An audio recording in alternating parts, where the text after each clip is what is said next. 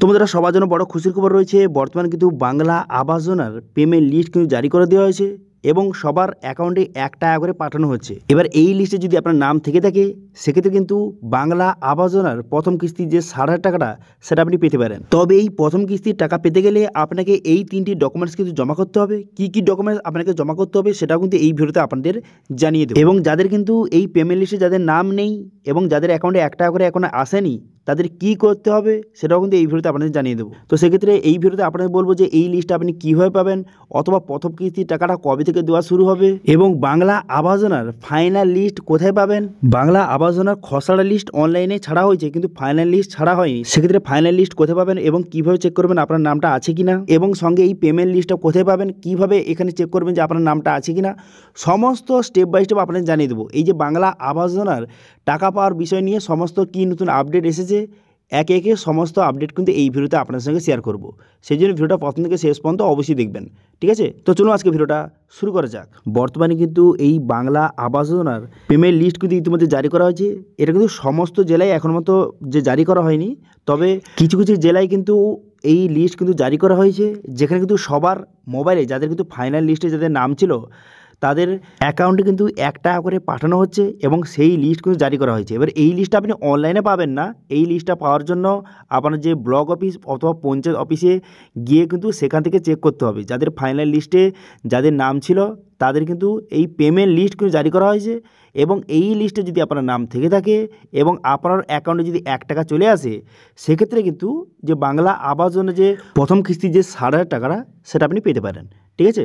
আপনাদের আগের ভিডিওতে দেখেছিলাম যে খসড়া লিস্ট অনলাইনে কিন্তু সেটা জারি করে দেওয়া হয়েছে, কিন্তু তারপরে ফাইনাল লিস্ট সেটা কিন্তু জারি হয়ে গেছে, কিন্তু সেটা অনলাইনে আপলোড করা হয়নি।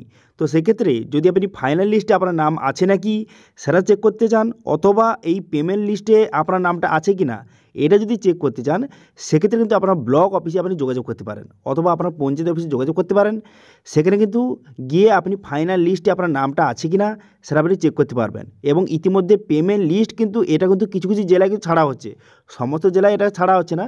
এর এই যে লিস্টটা আপনাদের দেখাচ্ছি এটা কিন্তু নদিয়া জেলার বর্তমানে কিন্তু পেমেন্ট লিস্ট ইতিমধ্যে জারি করা হয়েছে, তবে অনলাইনে ছাড়া হয়নি। এই লিস্টটা কিন্তু পাওয়ার জন্য আপনাকে হয় ব্লক অথবা পঞ্চায়েত অফিসে গিয়ে কিন্তু যে এই লিস্টটা আপনি চেক করতে পারেন। এবার বর্তমানে আপনার জেলায় লিস্ট ছাড়া হয়েছে কিনা, পেমেন্ট লিস্টে ছাড়া হয়েছে কিনা সেটা চেক করার জন্য আপনার ব্লক অথবা পঞ্চায়েত অফিসে গিয়ে কিন্তু অবশ্যই যোগাযোগ করতে পারেন, ঠিক আছে?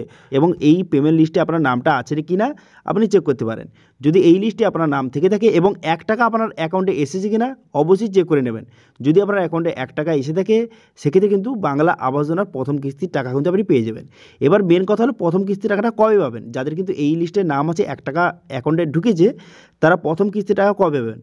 এবার দেখুন বর্তমানে কিন্তু ডিসেম্বর মাসে যেটা জানা যাচ্ছে, যে আপডেট অনুযায়ী জানা যাচ্ছে যেটা সেটা হচ্ছে ডিসেম্বর মাসে কিন্তু টাকা দেওয়া হবে না, জানুয়ারি মাসের প্রথম সপ্তাহের দিকে কিন্তু টাকা ঢুকতে পারে সবার অ্যাকাউন্টে, যাদের কিন্তু এই যে পেমেন্ট লিস্টে যাদের নামটা রয়েছে, ঠিক আছে? তবে বললে কি এই লিস্টে যদি আপনার নাম থেকে থাকে যে আপনার টাকা পেয়ে যাবেন এরকম কিন্তু নয়। এই লিস্টে যদি আপনার নাম থেকে থাকে সেক্ষেত্রে কিন্তু যে পঞ্চায়েতে আপনাকে যোগাযোগ করতে হবে, পঞ্চায়েতে আপনাকে যেতে বলছে। বিভিন্ন জায়গায় কিন্তু যে মাইকের মাধ্যমে পঞ্চায়েত থেকে অ্যানাউন্স করে দেওয়া হচ্ছে যে যাদের কিন্তু এই লিস্টে যাদের নাম রয়েছে, যাদের অ্যাকাউন্টে 1 টাকা ঢুকেছে তাদের কিন্তু পঞ্চায়েতে গিয়ে যোগাযোগ করতে হবে। পঞ্চায়েতে গিয়ে সেখানে কী কী ডকুমেন্ট নিয়ে যেতে হবে, সেখানে কিন্তু আপনার আধার কার্ড, আপনার ব্যাঙ্ক অ্যাকাউন্ট এবং জমি ট্যাক্স, এই 3টি ডকুমেন্টস কিন্তু সেখানে নিয়ে যেতে হবে। এবং সেখানে আপনার ভেরিফিকেশান হবে যে সত্যি আপনার যার নামটা রয়েছে সে মানুষ আপনি কি না, সেটা কিন্তু সেখানে ভেরিফিকেশান করবে। ভেরিফিকেশান হয়ে যাওয়ার পর তারপর কিন্তু যে বাংলা আবাস যোজনা প্রথম কিস্তির টাকা কিন্তু আপনি পেয়ে যাবেন।